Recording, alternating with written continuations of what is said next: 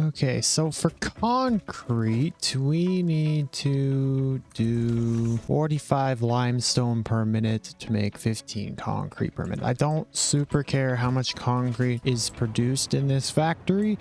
I just want it to be a decent amount. There's 3 nodes that I've hooked up. There's 1 here and there is 2 more right here and here. So we got lots of nodes, 3 nodes. I believe some of these are peer nodes over here. This guy I think might just be a normal node. I'm not 100% sure.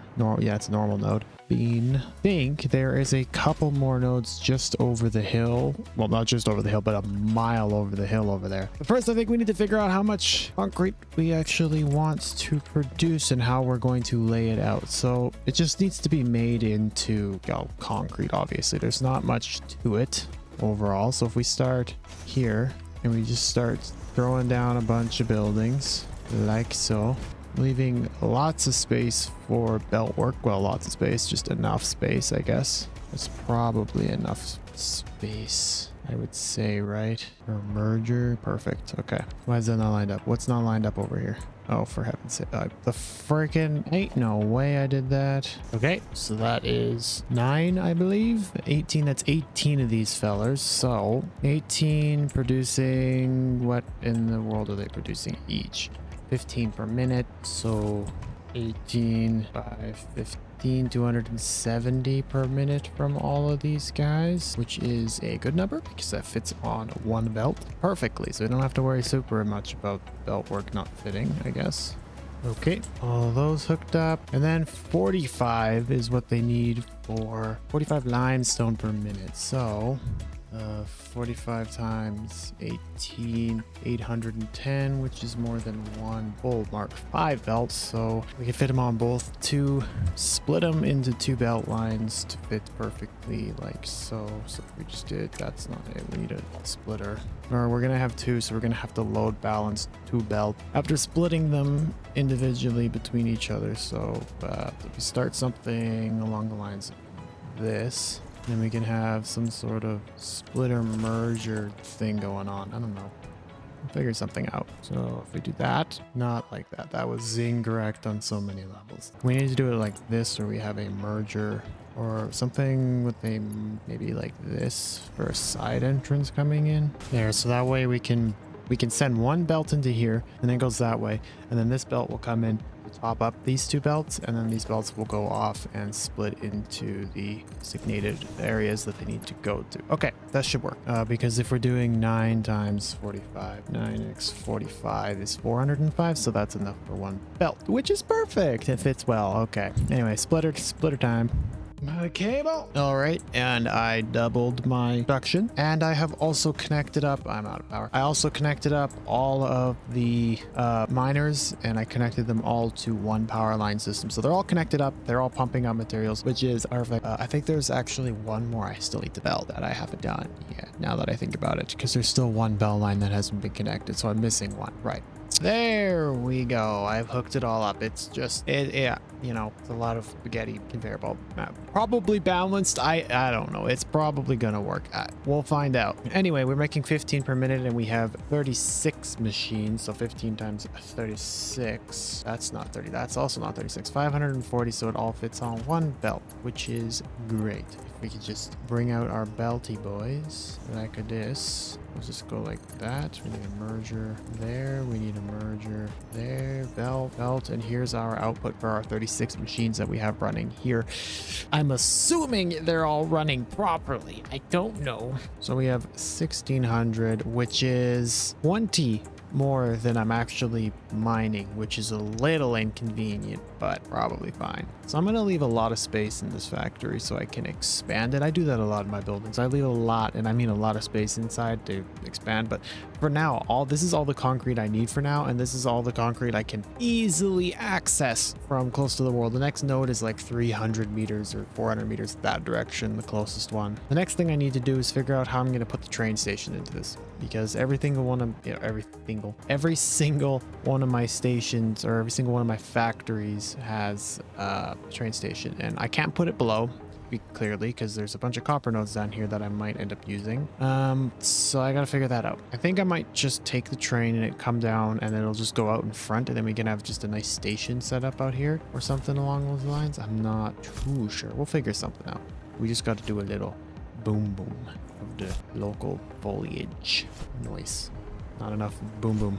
More boom. I'm falling. I'm good. So, I'm going down. We make ourselves a little platform. I need a power line. I can't fly. Something like this. Maybe even like a little taller just so it's not...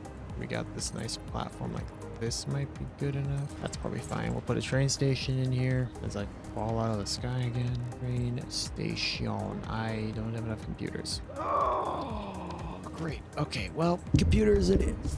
So, train station, rotate that. We want to have a bypass route as well, so we don't want it just to be connected directly. We want it to be able to bypass, but we also want access to the platform on the other side. So, that is probably what we're going to do. And then we're going to set up a lot of freight platforms facing that direction. Let's do 5 just to be safe. We'll have a bypass route, but I don't know. We'll just probably have the train split, the track split, and we'll have one section of the track go off that direction, and we'll have the other section of the track come this way, because there's 2 tracks, remember that. And I think still, regardless, we'll have the track split off on this side, so that if like a train's, because it'll be a 2-way system, one track goes one way and the other track goes the opposite way on the world. So we're gonna need to have a bypass track so that our trains aren't held up if like a train ever comes to the same point at the same time. So then we can just have a track that runs parallel to the station but doesn't actually interact with it, just so trains can bypass each other and we don't have any issues. We just hide this power cable out of the way here. This will need to individually be connected into the building. Figure out how to do that later, but now it's just going to be connected into the grid so I can fly. So this is really annoying. There we go. So track wise, I would say the best option is to probably get it up there. We run a track segment like this, and we run it up through here some way so it's not clipping into the ground, or the best we can make it not clip into the ground. It's going to clip in the ground regardless. Can't really do much about it. It's just how tracks in this game work. Look at making a railway. So I guess I can tweak the design of that track over there a little bit later, but for now we need to connect this feller up into the main line, and we'll just do that. I guess it's probably the easiest thing we can do here without deleting that cable. Thank you. All right, we gotta make this look good as well. Can't just have it looking like an ugly mess. There we go. So the train station is all set up. These just final little details need to be put in, and I will do those another time, I guess. Or it's gonna be a lot of tweaking to get this to like look good and how I want it to look, but for the time being I think this is probably good. I did a bunch of tweaking in the coal plant as well. I will go and show in a minute what I did. I'm out of steel beams. Let's just go now. So down here I had some issues with, so the first thing that I found, or the first thing I did, was fix this, because these bore in the back corner there were not actually pumping water, or they were pumping water. All these pipes were filled up and there just wasn't any flow rate going, and all of the pipes over like here connected to these guys, or not, was it these guys? No, it was these guys back here, weren't actually receiving any water. So there was an issue down here with how I had the pipes connected, and they weren't actually connected to the pipe network. They were just connected to a tower or something, I think, but they're working now and they just don't have enough coal. So I expanded the batteries, so we got more batteries back here so we can have a bigger power grid in case of a power failure for whatever reason that might occur. No water. I added a bunch of valves all over the place so I can actually visibly see what's going on.